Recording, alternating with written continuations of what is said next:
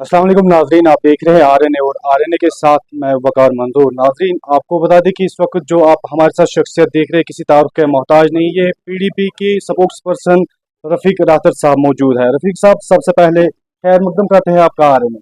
शुक्रिया जी। रफीक साहब, अगर हम बात करेंगे, एक सियासी हलचल देखने को मिली वागुरा क्रीरी की, अगर हम बात करेंगे इसमें भी एक सियासी बदलाव देखने को मिला। जिस तरह से कल हाल ही में बशारत बुखारी ने पीडीपी को ज्वाइन किया है, तो वागुरा क्रीरी में ऐसी हलचल देखने को मिली कि बशारत साहब एक बार फिर घर वापसी की है उन्होंने। तो आप कैसे देखते हैं उसे? देखिए, बशारत साहब 10-20 साल पीपल्स डेमोक्रेटिक पार्टी के साथ वाबस्ता रहे, एमएलसी भी रहे, एमएलए भी रहे, मिनिस्टर भी रहे और बड़ी इंपॉर्टेंट पोजीशंस पर रहे, कैबिनेट मिनिस्टर। उसके बाद पार्टी की बड़ी इंपॉर्टेंट पोजीशंस पर रहे, वो चीफ स्पोक्स पर्सन भी थे पार्टी के, वो जिला सदर भी थे बारामूला के। तो 2-4 साल वो कुछ इख्तलाफ रहे उनके, पार्टी के साथ दूर रहे।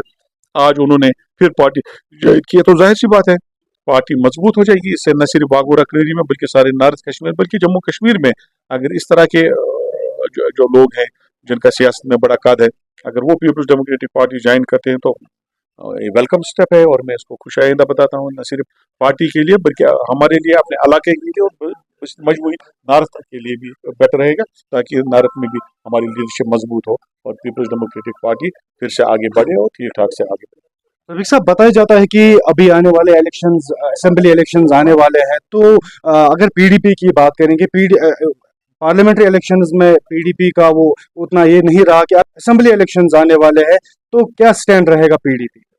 देखिए, आपने देखा है कि पार्लियामेंट इलेक्शन में बिलखुसूस मैं नारद की जब बात करूंगा तो वहां पर ये एक वेव चली। आपने देखा है कि इंजीनियर रशीद साहब के हक में जबरदस्त वेव चली, उन्होंने सबसे ज्यादा नुकसान पीडीपी का हुआ और मैं ये तस्लीम करता हूँ कि पीडीपी का वोट ही ज्यादा डाइवर्ट हुआ जिधर साहब की तरफ।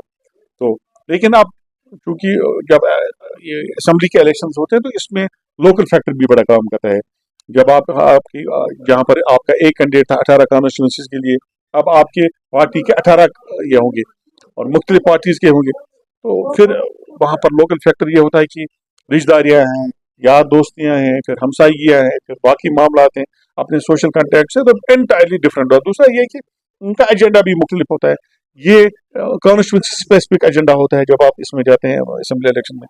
जब पार्लियामेंट में जाते हैं तो बड़ा इलेक्शन होता है, वहां पर मुल्की सतह की सियासत भी उसमें होती है और लोकल भी होती है। लेकिन जो जम्मू कश्मीर में, न सिर्फ जम्मू कश्मीर बल्कि हर जगह जहाँ पर असेंबली इलेक्शन हो, वहां पर फिर वो local factors, local issues, local development के हवाले से हो, सोशल इश्यूज हो, बाकी मामला तो उन पर ज्यादा फोकस है। तो मेरे ख्याल में आज की सियासत का जो मैं समझाऊँ वो ये है कि ये डिपेंड करता है कि आपका कैंडिडेट कौन है, आपका कैंडिडेट उसमें कितनी कैपेसिटी है, आपका आपके कैंडिडेट में ये कितना डिलीवर कर पाता है वो।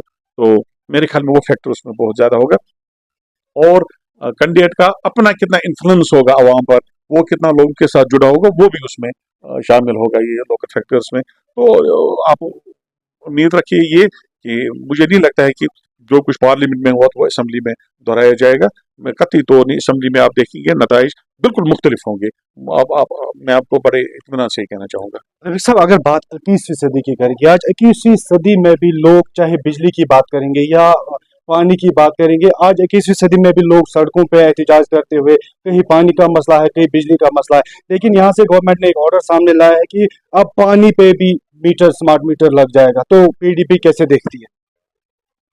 मैं तो ये कहूंगा कि मैंने अभी भी जब बाइट थी मैंने उसमें भी ये कहा, कौन सी चीज है यहाँ पर जो सरकार ने हम लोगों को मुहैया की होगी।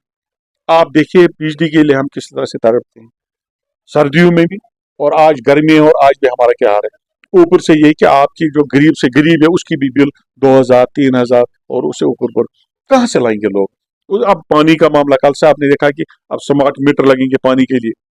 अब पानी कितना पीते हैं आप, कितना आप इस्तेमाल करते हैं, उसके लिए भी आपको बिल देनी पड़ेगी। तो ये पहली बार यहाँ पर नहीं हुआ, लेकिन ये बिलखुसूस आर्टिकल एब्रोगेशन के बाद हुआ। और इसीलिए मैं कहता हूँ कि जब आर्टिकल एब्रोगेशन 370 की हम बात करते हैं, वो मैं उसको इवेंट नहीं कहता, मैं उसको प्रोसेस बोलता हूँ। प्रोसेस ये कि वहां से शुरू हो गया, हमें डिस एम्पावर करने का सिलसिला शुरू हुआ, मुख्तलिफ कवानीन हम पर ठोंसे गई, रोज ऐसा होता है। आने वाले वक्त में मुझे लगता है हमें हवा के लिए भी पैसे फीस देनी पड़ेगी, जब कितना ऑक्सीजन आप दिन में लेते हैं, नेचुरल ऑक्सीजन, उसके लिए भी आपको देना पड़ेगा, फीस देनी पड़ेगी। तो ये तमाम चीजें तभी रुक पाएंगे जब यहाँ पर एक लोकल सरकार आप बनाएंगे। लोकल सरकार के लिए जरूरी है कि सरकार, गवर्नमेंट ऑफ इंडिया को चाहे कि यहाँ पर इलेक्शन कराए, यहाँ पर असेंबली के लिए इलेक्शन हो जाए, यहाँ पर अपनी सरकार बने, अपने रिप्रेजेंटेटिव्स हो, लोगों को उनके पास एक्सेस होगी। आज आप किसके पास जाएंगे? देखिए, गवर्नर साहब के पास आप पहुंच नहीं सकते, आपकी कमिश्नर सेक्रेटरीज, डिप्टी कमिश्नर, बाकी ये तो आम फाम लोगों को तो पॉसिबल भी नहीं है वहां जाना। तो उनसे ये उम्मीद करना है कि वो आपको आसानियां पहुंचाएंगे, मुझे नहीं लगता है। इसका वाहिद इलाज ये है कि इलेक्शन हो, लोगों के नुमाइंदे सामने हो, एक लोकल सरकार बने और वो ये इशूज उठाए और लोगों को राहत उससे मिल सकती है। उस पर हमें काम करने की जरूरत है। रफीक साहब, अगर बाज़ पॉलिटिकल पार्टीज की बात करेंगे, वो ये कहती है कि इलेक्शन होने से पहले कश्मीर में स्टेटहुड बहाल होना चाहिए, तो पीडीपी क्या कहना चाहेंगे उस हवाले? मैं कह रहा हूँ 370 को भी ये होना चाहिए, बहाल होना चाहिए। सिर्फ स्टेट ही क्यों, अगर आपने 370 इलीगली हमसे छीन लिया है तो उसको रेस्टोर करे पार्लियामेंट, उसको रेस्टोर करना चाहिए। तो मैं चाहता हूँ स्टेट भी हो, एम्पावर्ड स्टेट हो। ये दिल्ली वाली स्टेट नहीं जहाँ का चीफ मिनिस्टर जेल में है। कितने मिनिस्टर हैं दिल्ली के आपको पता होगा, कैबिनेट मिनिस्टर्स अभी मेरे ख्याल 3 या 4 कैबिनेट मिनिस्टर जेल में। अगर आप इस तरह की यहाँ पर स्टेट बनाना चाहते हैं तो ये कश्मीरियों को तस्लीम नहीं है। यहाँ पर स्टेट होनी चाहिए, एम्पावर्ड स्टेट होनी चाहिए, और उसके बाद जो कुछ आपने हमसे छीने है उसको वापस होना चाहिए। उसके बाद इलेक्शन करें तो ठीक है। आप सिर्फ स्टेट की ही बात क्यों करते हैं? सारे पावर्स हमें वापस करें जो कुछ उन्होंने हमसे ले लिया है। तो आखिर पर क्या मैसेज रहेगी, खासकर अगर हम वागुरा क्रीरी कॉन्स्टिट्यूंसी की बात करेंगे, क्या खास मैसेज रहेगी अपनी पार्टी की तरफ से और अपनी तरफ से? देखिए, पीपल्स डेमोक्रेटिक पार्टी काफी मजबूत है। यहाँ पर जिन लोगों ने बड़े मुश्किल तरीन हालात में पार्टी को संभाले रखा पिछले 3-4 साल से, उन्होंने भी बड़ी मेहनत की है। बड़ा उनका कंट्रीब्यूशन, सोहेल साहब की बात कर रहा हूँ, उनका बड़ा कंट्रीब्यूशन है। उन्होंने पार्टी को उस वक्त रिप्रेजेंट किया है जिस वक्त पार्टी को इंतहाई ज्यादा जरूरत थी, शिद्दत से जरूरत थी, और उन्होंने बड़ी बेबाकी से और बड़ी ईमानदारी से पार्टी को रिप्रेजेंट किया है, लोगों को रिप्रेजेंट किया है। और आज एक और हमारे बड़े लीडर बशारत साहब ने ज्वाइन की पार्टी, तो मैं समझता हूँ कि इससे पार्टी मजबूत हो जाएगी।